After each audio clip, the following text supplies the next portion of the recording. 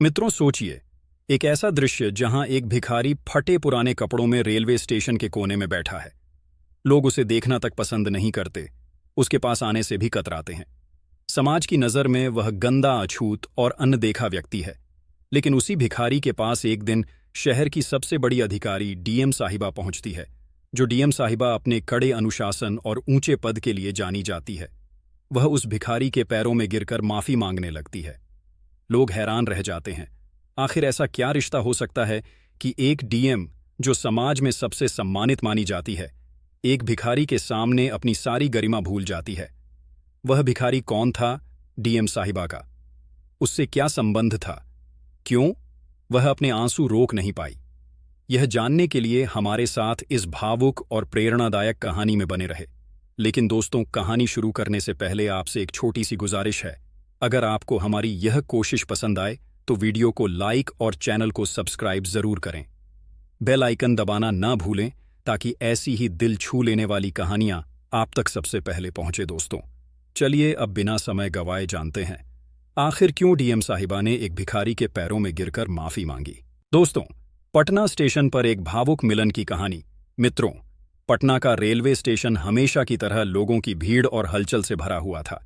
Platform पर चाय और समोसे बेचने वाले कुली और यात्री अपनी अपनी गतिविधियों में व्यस्त थे। वहीं प्लेटफार्म के एक कोने में एक बूढ़ा व्यक्ति फटे पुराने कपड़ों में बैठा था। उसका चेहरा झुर्रियों से भरा और आंखें गहरी थकान से बोझल थीं। वह कांपते हाथों से भीख मांग रहा था, लेकिन उसकी तरफ कोई ध्यान नहीं दे रहा था। दोस्तों, उसकी हालत दयनीय थी। कभी कभी लोग उसे देखकर दया की बजाय हिकारत भरी नजरों से देखते और आगे बढ़ जाते। भूख और बेबसी से जूझता वह व्यक्ति अपने हाथ फैलाकर मदद मांगता, लेकिन अधिकांश लोग अनदेखा करके आगे बढ़ जाते थे। पटना रेलवे स्टेशन पर हलचल अचानक तेज हो गई। प्लेटफार्म पर खड़े कर्मचारी और अधिकारी चौकन हो गए थे। हर किसी की नजरें स्टेशन मास्टर के आसपास घूम रही थीं, क्योंकि जिलाधिकारी डीएम साहिबा नंदिनी राय अपनी टीम के साथ निरीक्षण करने पहुंचने वाली थी। डीएम नंदिनी राय अपनी सख्त प्रशासनिक शैली और अनुशासन के लिए जानी जाती थी। पटना शहर में उनका नाम न केवल उनके पद के लिए बल्कि उनके ईमानदार और संवेदनशील रवैये के लिए भी प्रसिद्ध था। हर कोई जानता था कि नंदिनी काम के दौरान किसी भी प्रकार की कोताही बर्दाश्त नहीं करती। डीएम के काफिले के स्टेशन पर पहुंचते ही वहां मौजूद अधिकारी और कर्मचारी अपनी अपनी जिम्मेदारियों को बेहतर तरीके से निभाने की कोशिश में जुट गए। उनकी गाड़ियों के रुकने के साथ ही चारों ओर सन्नाटा सा छा गया। नंदिनी ने अपनी गाड़ी से उतरते ही चारों ओर का जायजा लिया। उनके चेहरे पर गंभीरता और आंखों में निरीक्षण का भाव था। वह स्टेशन मास्टर से बात करती हुई प्लेटफार्म पर आगे बढ़ने लगी। उनके साथ उनका पूरा सुरक्षा दस्ता और कुछ वरिष्ठ अधिकारी भी थे। हर कोई उनकी दिशा में ध्यान लगाए खड़ा था। दोस्तों, प्लेटफार्म का हर कोना बारीकी से जांच हुए। उनकी नज़र अचानक एक कोने में बैठे एक वृद्ध व्यक्ति पर पड़ी। वह फटे पुराने कपड़ों में, गंदे और कमजोर हालत में जमीन पर बैठा था। उसका सिर झुका हुआ था और हाथ कांपते हुए भीख मांग रहे थे। नंदिनी कुछ पल के लिए वहीं रुक गई। उनके चेहरे पर अचानक एक अजीब सा भाव आया। वृद्ध का झुका हुआ सिर और कमजोर शरीर उन्हें कुछ परिचित सा लगा। वह अपने दल को वहीं रुकने का इशारा करके धीरे धीरे उस व्यक्ति के पास गई। आप यहां क्या कर रहे हैं? उन्होंने धीमी लेकिन गंभीर आवाज में पूछा। वृद्ध ने अपनी गर्दन उठाई। उनकी आंखों में थकावट और बेबसी का भाव था। वह कुछ बुदबुदा आए, लेकिन उनकी आवाज इतनी धीमी थी कि समझ पाना मुश्किल था। दोस्तों, नंदिनी ने उनके चेहरे को ध्यान से देखा और उनका दिल जोर से धड़कने लगा। उनके कदम लड़खड़ाए और उनकी आंख आंसुओं से भर गई। वह धीरे से बुदबुदा आई, यह तो पापा हैं। उनका पूरा शरीर सुन्न हो गया। उनके सामने वही व्यक्ति था जिनके स्नेह और त्याग ने उन्हें इस मुकाम तक पहुंचाया था। उनके पिता रमेश राय, जो एक समय में एक सम्मानित सरकारी शिक्षक थे, आज इस हालत में भीख मांगते हुए दिख रहे थे। नंदिनी का मन बीते दिनों की ओर चला गया। उन्हें याद आया कि उनके पिता ने किस तरह अपने छोटे से वेतन में भी उनकी पढ़ाई और जरूरतों का ध्यान रखा था।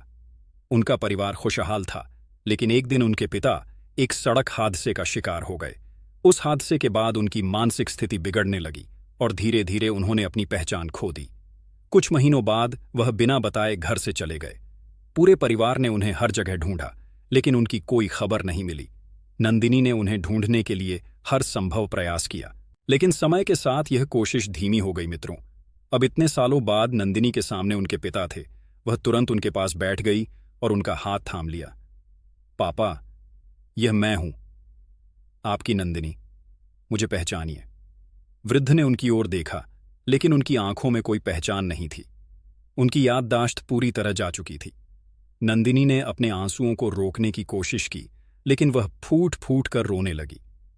उन्होंने अपने पिता के पैरों को पकड़ लिया और कहा, पापा, मुझे माफ कर दीजिए। मैं आपको इस हालत में अकेला छोड़ने वाली बेटी नहीं हूं। चलिए घर चलते हैं दोस्तों। यह दृश्य देखकर वहां मौजूद हर कोई भावुक हो गया। नंदिनी ने अपनी टीम और स्टेशन के कर्मचारी को संबोधित करते हुए कहा, हम सब अपनी व्यस्त जिंदगी में अपने परिवार और खासकर अपने माता पिता को अनदेखा कर देते हैं। यह घटना हमें सिखाती है कि हमें अपने बड़ों का सम्मान और देखभाल करनी चाहिए। आज मैं जिलाधिकारी हूं, लेकिन मेरी सफलता का पूरा श्रेय मेरे पिताजी को है। उनका यह हाल मेरी असफलता है। उस दिन नंदिनी ने अपने पिता को सहारा देकर घर ले जाने का फैसला किया। उन्होंने तुरंत डॉक्टरों और मानसिक स्वास्थ्य विशेषज्ञों को बुलाया और उनके इलाज की व्यवस्था की। धीरे धीरे उनकी देखभाल और प्यार ने उनके पिता की खोई हुई याददाश्त को वापस लाने में मदद की। मित्रों, यह कहानी सिर्फ नंदिनी और उनके पिता की नहीं थी। यह उन सभी लोगों के लिए एक प्रेरणा बनी जिन्होंने इसे देखा या सुना।